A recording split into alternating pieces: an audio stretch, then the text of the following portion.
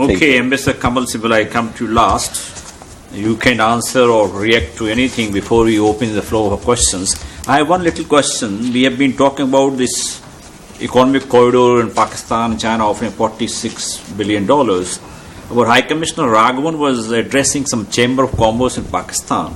And he said India has no worry over construction of Pakistan-China economic corridor, as an economically strong Pakistan would bring stability in the region. Your comments are, and then we open the floor for public. Well, I like Raghavan, so I wouldn't like to say anything. But I suppose as a good ambassador, he has to say what the government in Delhi would expect him to say. But then, on the other hand, we have news reports that Prime Minister Modi raised the CPEC business with Xi Jinping even in UFA. So, well, these are some of the confusions in the actual conduct of our foreign policy, which Siddharth also referred to, which are unfortunate. I think we must not underestimate the political and geopolitical importance of the CPEC. There are, of course, people who are saying that, and they explain why, that this project will never materialize.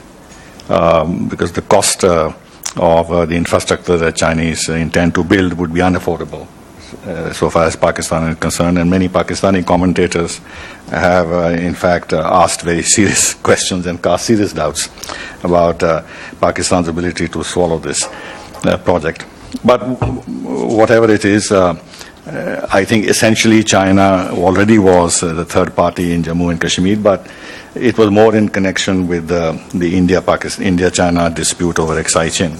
But now, in fact, it has positioned itself as a third party in the India-Pakistan question, India-Pakistan differences over Jammu and Kashmir. If they actually go ahead with this and invest the kind of money, and this is their lifeline to Gwadar, do you think they will ever accept any solution to Jammu and Kashmir which gives us any rights over that part of territory which is legally ours?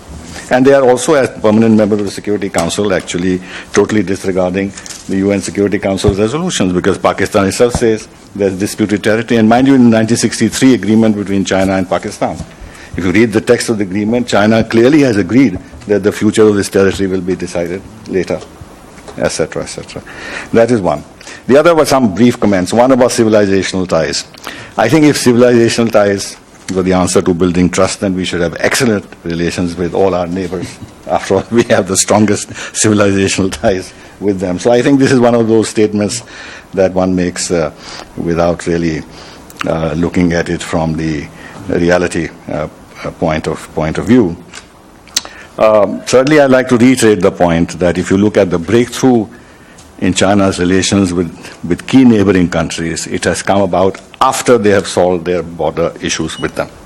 Can you imagine that they could have the kind of strategic relationship they are building with Russia today if that border dispute continued, or with Kazakhstan or Kyrgyzstan, or the whole Central Asian policy that they developed? Could they have succeeded without solving the border issue, or with Myanmar, for that matter?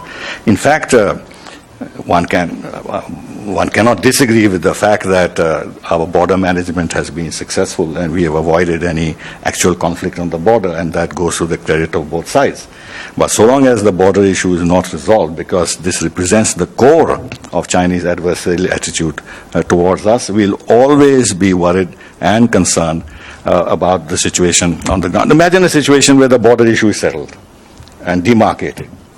Then many of the issues that concern us will cease to concern us, whether it is the OBOR or a maritime Silk Route, because it would never get linked to the power equation between India and China. We don't want a conflict with China. We don't want to win a war against China. Our whole policy is defensive. And we feel that China is closing even our defensive options and imposing huge burdens on us. But if tomorrow the border issue is settled, then the kind of thing people talk about, 1/6 of humanity or 2/5 of humanity joining hands together, they can shape the whole geopolitics of Asia and beyond. That can become a reality. But the Chinese don't see don't see it that way at all.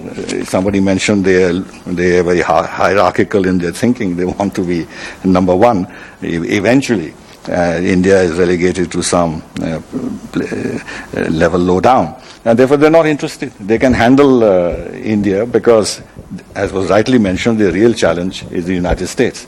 How to push U.S. power away from the Western Pacific, break the noose around China's maritime neck. In fact, their naval strategy and maritime Silk Route will come to naught unless they can force United States to move out of the Western Pacifics. By challenging Japan and Philippines and others, they are actually nibbling away, eroding U.S. credibility in the region and casting doubts whether U.S. will come to the defense of these countries. And given the economic and financial relationship between China and the United States, can these countries rely on the United States to actually engage in military conflict with China on their behalf, which they won't.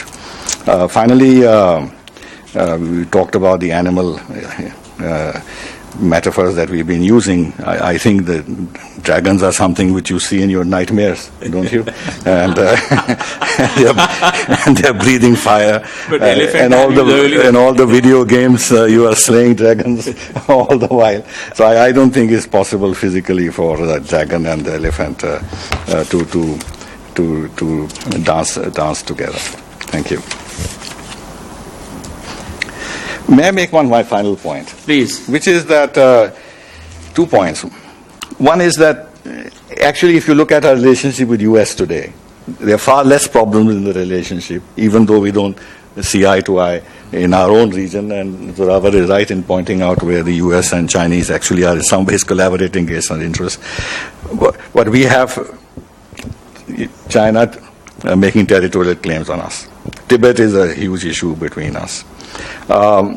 There's the water issue somebody mentioned. There is the whole issue of arming Pakistan and giving strategic capabilities to Pakistan. We talked about the China-Pakistan economic corridor, China's policies in our neighborhood, the trade deficit with China, and of course very little investment, Chinese investment in India. On terrorism, we note that we made a fool of ourselves by even raising the legitimate question of Lakhvi, who masterminded Mumbai. Till today, China has never condemned the Mumbai terror attack or called it as such. And of course they oppose our membership in the... Actually, it cost them nothing to support India's aspirations to be a permanent member. The other P4 have done it, and China can find a formulation. So despite being together in RICS and BRICS and everything else, China has opposed any formulation which will give comfort to us, and of course they oppose us in the NSC. So what is the content of this relationship that we talk about? And do you think that in the next 10 years, if they have these phobias about Tibet and paranoia about Tibet, well, I hope that the Dalai Lama lives to the age of 100, then for 20 years we can't see any real progress in India-China relations.